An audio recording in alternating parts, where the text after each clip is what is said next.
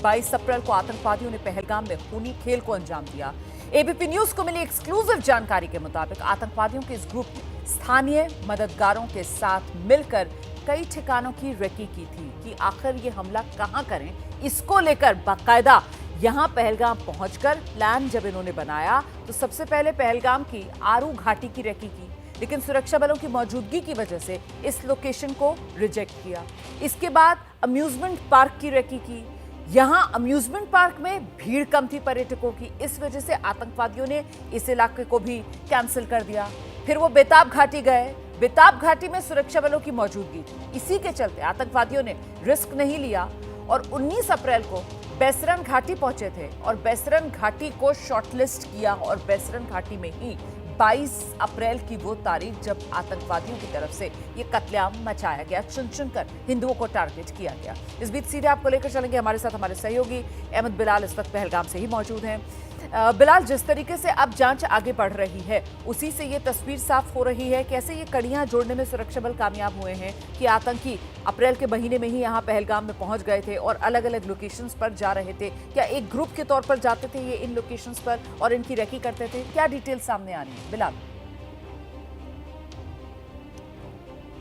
बिल्कुल रुमाना, देखिए आपको बताना चाहूँगा कि तकरीबन 1500 जो ओवरग्राउंड वर्कर्स और बाकी जो स्थानीय लोगों से पूछताछ के बाद जो है जैसे जैसे पहलगाम मामले में जांच जो है वो एनआईए की आगे बढ़ रही है, उसके बाद नए नए जो खुलासे हो रहे हैं और उससे जो एनआईए है वो कड़ियाँ जुटाने की कोशिश कर रही है। और इस कड़ी में जो सबसे महत्वपूर्ण बात अभी तक पता चली है कि जो आतंकी हैं वो हमले से एक हफ्ते पहले ही जो है वो पहलगाम पहुँच गए थे, यानी 15 अप्रैल को वो पहलगाम पहुंच गए थे और उसके बाद जो है वो पहलगाम के अलग अलग इलाकों की आतंकियों ने रेकी की और इसमें उनकी मदद की ओवरग्राउंड वर्कर्स ने। ओवरग्राउंड वर्कर्स की मदद से आतंकियों ने पहली रेकी की आड़ू वैली की। ये जो रास्ता आप देख रहे हैं पहलगाम से, ये रास्ता आड़ू वैली तक जाता है। हालांकि अभी फिलहाल ये सुरक्षा कारणों से सुरक्षा बलों के जवान जो है वो यहाँ बैरियर लगा हुआ है, आगे जो है वो किसी को जाने की इजाजत नहीं है।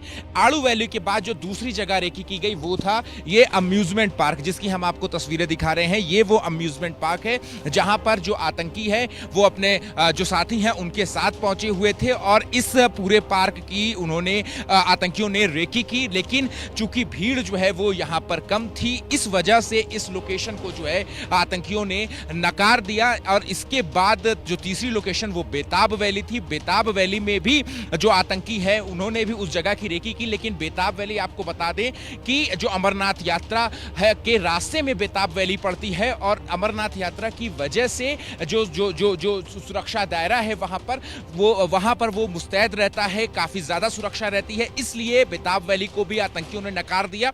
इसके बाद जो चौथी जगह की रेकी की गई हमले से 3 दिन पहले यानी 19 अप्रैल को, वो थी बैसरन घाटी। अब बैसरन घाटी की अगर आप भौगोलिक स्थिति को समझें तो बैसरन घाटी की तरफ जो जाने वाले जो रास्ते हैं, पीछे की तरफ जो जंगल है, किश्तवाड़ का जो इलाका है, तो घने जंगल हैं और भीड़ जो है जो आतंकियों का मकसद था, जो दहशत फैलाना जो मकसद था, उसमें वहां पर भीड़ जो है वो, क्योंकि मिनी स्विट्जरलैंड कहा जाता है बैसरन घाटी को, और जो सैलानी पहलगाम आता है उसकी कोशिश रहती है कि बैसरन घाटी पहुंचा जाए। इस वजह से बैसरन घाटी में भीड़ बहुत ज्यादा होती है और जब आतंकी वहां पर पहुंचे तो उन्होंने भीड़ देखा। इसके बाद उन्होंने अपने मंसूबों, अपने गलत इरादों को एग्जीक्यूट करने के लिए उस बैसरन घाटी को तैयार चुना। लेकिन आपको दिखा दे कि ये अम्यूजमेंट पार्क है जहां पर भी आतंकियों ने रेकी की थी। ये अम्यूजमेंट पार्क जहां पर बिलाल मौजूद है, यहां पर भी आतंकवादी आए थे और इस जगह की भी रेकी की थी, लेकिन आखिरकार चुना उन्होंने बैसरन घाटी को। 2 वजह इसकी बताई जा रही हैं। एक तो यहां पर पर्यटकों की चहल पहल और दूसरा यहां सुरक्षा बलों की तैनाती ना होना। इस वजह से आतंकवादियों ने बैसरन घाटी को चुना और फिर 22 अप्रैल को वो आतंकवादी हमला जो दुनिया ने देखा। पहलगाम हमले की जांच के दौरान पहली बार एबीपी न्यूज को जम्मू कश्मीर पुलिस की दर्ज एफआईआर की कॉपी मिल गई है। इस कॉपी में वारदात का पूरा ब्यौरा लिखा हुआ है। एफआईआर में लिखा है, विश्वसनीय सूत्रों से पुख्ता सूचना मिली कि पहलगाम की बैसरन घाटी में अज्ञात आतंकवादियों ने अपनी सीमा पार बैठे हैंडलरों के निर्देश पर अवैध रूप से हासिल किए ऑटोमेटिक हथियारों का इस्तेमाल करते हुए पूर्व नियोजित हमला किया है। तो ये एफआईआर में जो डिटेल्स हैं वो मैं आपसे बता रही हूं। सूत्रों के हवाले से बड़ी खबर हमें सामने आई है निकलकर। सीधे आपको लेकर चलेंगे, आसिफ कुरैशी हमारे साथ मौजूद है। आसिफ, ये एफआईआर जो फौरन वारदात के बाद जम्मू कश्मीर पुलिस की तरफ से दर्ज की गई थी, वही एफआईआर की कॉपी है क्या जो सूत्रों के हवाले से हमारे हाथ आई है, और इसमें और कौन कौन सी डिटेल्स हैं? रोमाना, देखिए, ये एफआईआर की वो कॉपी है जो घटना के तुरंत बाद दर्ज हुई थी। यानी उसमें सिर्फ घटना के बारे में पुलिस को सूचना कब मिली, क्या प्राथमिक जानकारी उनके पास थी और कितने लोग हताहत हुए, ये भी इसमें नहीं लिखा है। लेकिन ये लिखा गया है कि बहुत सारे लोग हताहत हुए हैं और कुछ लोगों की मृत्यु घटनास्थल पर ही हो गई है। और एक पुलिस अधिकारी जिनका एएसपी रैंक के अधिकारी और एक कांस्टेबल जो कि घटनास्थल पर पहुंचने वाले पहले पुलिस कर्मियों में शामिल थे, उनके बाबत से ये खबर दी जा रही है कि इस तरीके की एक वारदात हुई है जिसमें विदेशी मिलिटेंट ने सरहद पार बैठे अपने आकाओं के इशारे पर ये हमले को अंजाम दिया। लेकिन उसके बाद जब एनआईए ने ये मामला अपने हाथ में लिया है तो अब एक नया एफआईआर दर्ज हुआ है जिसमें इस हमले के बारे में जो ज़्यादा जानकारी है वो सामने आ रही है। और साथ साथ जो इस हमले को लेकर जो अब जानकारी साझा की जा रही है सूत्रों के हवाले से, उसमें काफ़ी ज़्यादा चौंका देने वाले तथ्य हैं वो सामने आ रहे हैं। इस ग्रुप के बारे में ये बताया जा रहा है कि ये पिछले तकरीबन 6 से 8 महीने से कश्मीर घाटी में घूम रहा है। पिछले साल सितंबर के महीने में सोनमर्ग के टनल प्रोजेक्ट पे हुए हमले में भी इसी ग्रुप का हाथ बताया जा रहा है।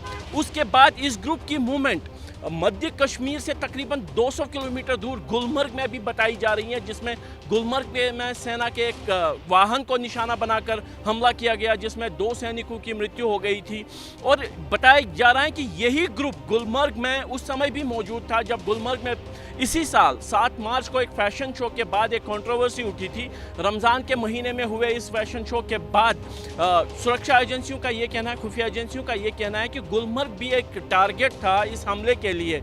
लेकिन यहाँ पे सुरक्षा बलों की काफ़ी ज़्यादा प्रेजेंस है, आर्मी का हाई ऑल्टीट्यूड वॉरफेयर स्कूल है, जम्मू कश्मीर पुलिस की क्विक रिएक्शन टीम्स भी यहाँ पे तैनात हैं। तो इसीलिए मार्च के महीने में इस गुलमर्ग को टारगेट के तौर पर नकारते के बाद गुलमर्ग से पहलगाम तक का तकरीबन 200 किलोमीटर का रास्ता तय करके ये ग्रुप पहलगाम पहुंचा है 15 अप्रैल के आसपास। और फिर वहां पे 4 जगह की रेकी करके बैसरन घाटी को चुना, जो कि चौंका देने वाले तथ्य हैं कि इतने आसानी से मिलिटेंट जो है कश्मीर घाटी में विभिन्न पहाड़ी इलाकों में बिल्कुल आप सही कह रहे हैं कि ये जो फैक्ट सामने आ रहे हैं वाकई में ये हैरान करते हैं कि आखिरकार आतंकवादियों का ये मूवमेंट जिस तरीके से आसिफ बता रहे थे, इतनी आसानी से गुलमर्ग से पहलगाम ये किस तरीके से हो पाया, और इतने महीने से अगर ये इस इलाके में है, जिस तरीके से सूत्र बता रहे हैं, कई घटनाएं जिनमें इनकी भूमिका रही है, तो फिर अब तक ये पकड़ से दूर क्यों है? और मुश्किल यही कि अभी भी ये आतंकवादियों का जो समूह है वो हाथ नहीं लग पाया है। फिलहाल बहुत धन्यवाद आपका आसिफ कुरैशी, अहमद बिलाल, इस तमाम जानकारी के लिए।